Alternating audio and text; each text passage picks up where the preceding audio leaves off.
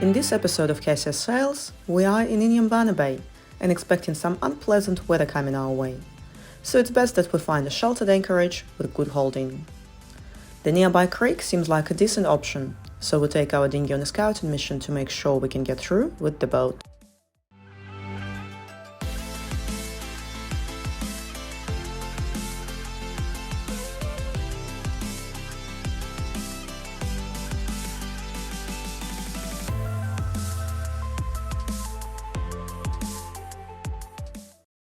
An easy overnight sail south from Bazaruto, and we reached Inhambane Bay. Here is where we were planning to spend a few days waiting for a favourable weather window for the final hop across to Richards Bay.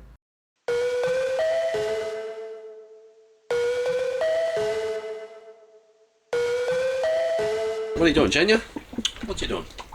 I'm planning our next move. So the anchorage is really nice and calm at the moment because we have northerly winds, but we are expecting pretty strong southerly blasting at us later tonight. And south is the only direction we're not protected from. So what we're thinking of doing is moving the boat further up the creek around the bend where we should get reasonable shelter from the southerlies. However, this water is uncharted and there is a lot of sandbanks and sandbars. So before we take Cassius there, we're going to scout it with the dinghy and the drone.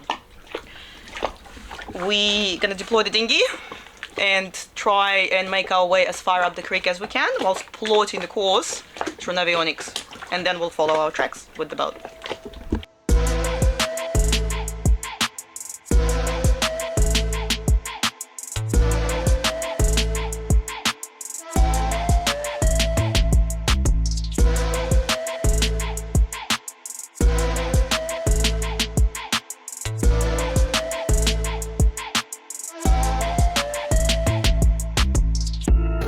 Whoa, there's the bottom.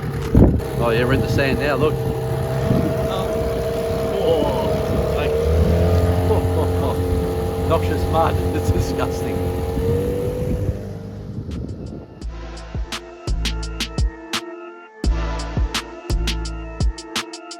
I think this is shallow enough, don't you think, Jay?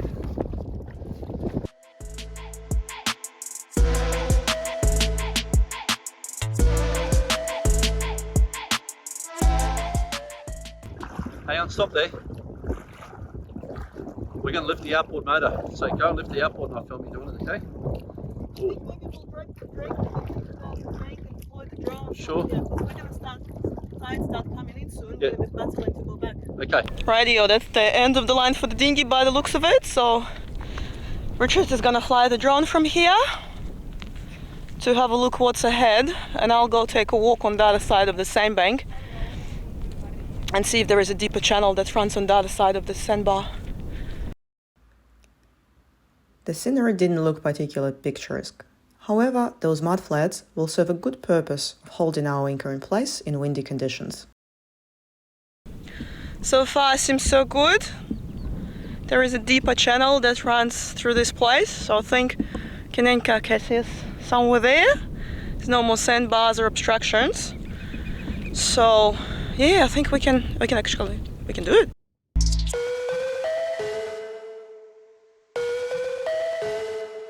Luckily we actually came on the dinghy to come down here because we're actually supposed to be in the deep water right now, and Jenya's standing there filming me right now. We've had to go and walk with the dinghy because it hits the bottom all the time. It's a bit treacherous, but I'm glad we've done it. Let's just go back on the boat and plug Sure. the SD card into the laptop and have a look at the footage. Okay. See what's further, but I went as far as that point and it seems like there is a deeper channel Okay. running through it, so we should be right.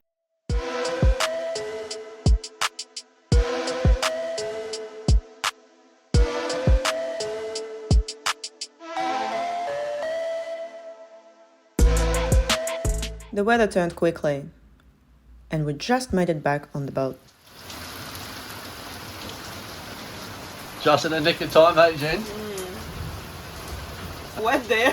It's just in the nick of time. Made Right it just in time not to get soaked. We battened down the hatches and sat down to watch the aerial shots of our creek. There was lots and lots of sand, and at first we were concerned there isn't a channel deep enough for Cassius. But what we eventually saw looks encouraging. There was a narrow channel sufficient for our shallow draft catamaran to get through. Now, so we have that footage, and we have our avionics tracks, and we know that in about 2 hours time, we have another 2.5 meters of water above what we were seeing today. So are you comfortable moving the boat? Yeah, I'm comfortable moving the boat. We've got to wait for this storm to disappear though. Yeah. Lucky we just got back, the storm hit us hard. No, we've got a little storm cell that's probably a precursor of that big southerly front that we have coming through.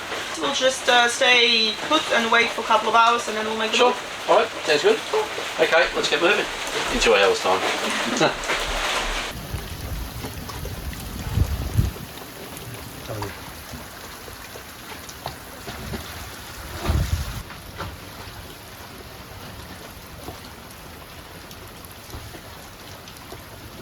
So, let's get rocking and rolling, and fingers crossed we can make it. But we need to get shelter today because the guys just said big storm's coming. So let's get And heading. it's 4 o'clock, so it's Yeah, 4 it's gonna get dark in a couple of hours. Yes, and we're nowhere near the high tide yet. Got another 2 hours to go on it.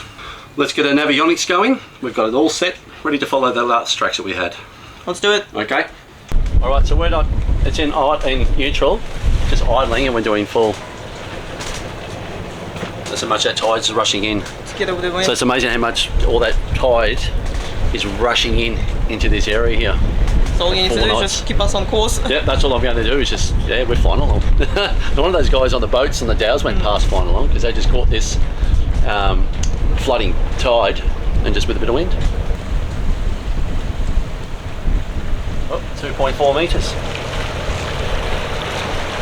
2.4 metres, we're going to go into our traction. Only a couple of hours passed since our dinghy expedition, but the place looked completely different. No sandbanks were visible. Now the tide's up, all the sandbanks have disappeared underwater, you don't know what's what anymore. Yes. And it's really overcast, so there's no sun in the And water. only a few hours ago, 2 hours ago, it was all exposed so we could navigate between it. Now we're just running blind with the tracks we created before. See, I have a smile on my face because I enjoy this type of stuff.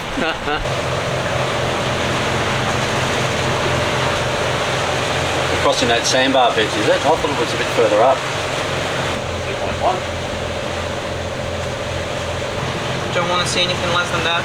Nope. Just went Just less. deep. And less. After all, according to our charts, we were crossing over the land, and the depth sounder agreed with that. I think we need to go deeper.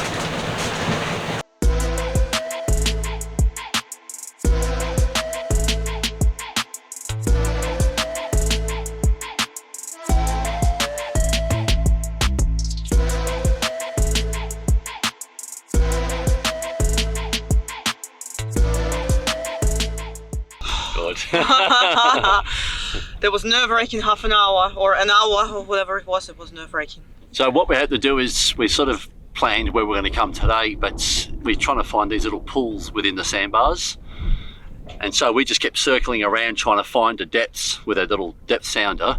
And we think we found like a swimming pool here. It's a high tide now, we're in 3.6 meters. On the low tide we should be in just under a meter. We'll take that. It's all sand and mud anyway, so nothing really can damage the keels. Yes, but the only problem with what we found here is we've noticed that these guys build these fishing traps. So they built these turrets at the very end, like a big square, like a paddock, and they fence it. When the tide drops, the fish get caught in it. We've been circling around here and we don't know where the hell they are. Sometimes we see sticks sticking up, and other times we don't. So hopefully we don't actually land on one. There's two, actually there's three just behind us. Yeah, so technically the only thing that can Damage hurt us is the fishing are those traps. fishing traps. They're made of sticks anyway, so Yeah. we're not expecting much damage. We're pretty well sheltered here actually, and when the tide starts dropping, the sandbanks will get exposed, so we'll be sheltered even better. So I think we're gonna have a good night, relatively good Well, night. yes. But this is what we do on Cassius. Like Jenny and I like to really just challenge ourselves and challenge other people. And we hope that people watch and sort of learn from us, learn from our positives and our negatives, and learn from our mistakes. And we'll stay tuned. We'll show you in the morning what the outcome is of this exercise. Yeah, I think we should be good. We should be good. We should be good. Yeah. Right, fingers are crossed. Let's leave it at that.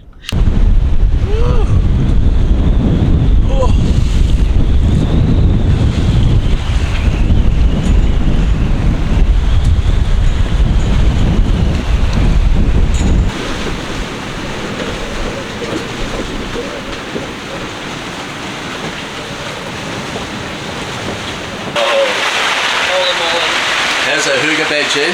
Very hooga. Hey. Like big storms, when we're on anchor, we just love hoogering up in our cockpit bed. And we have our whole bimini that's completely closed us in, and we're bone dry.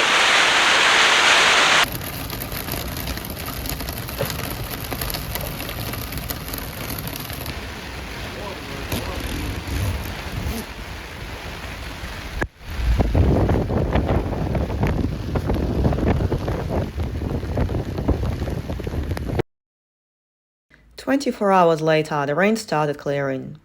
We successfully survived these bouts of bad weather and by pure luck didn't hit any fishing traps that appeared to be all around us. In the morning the anchor was up again and we moved to a much prettier location.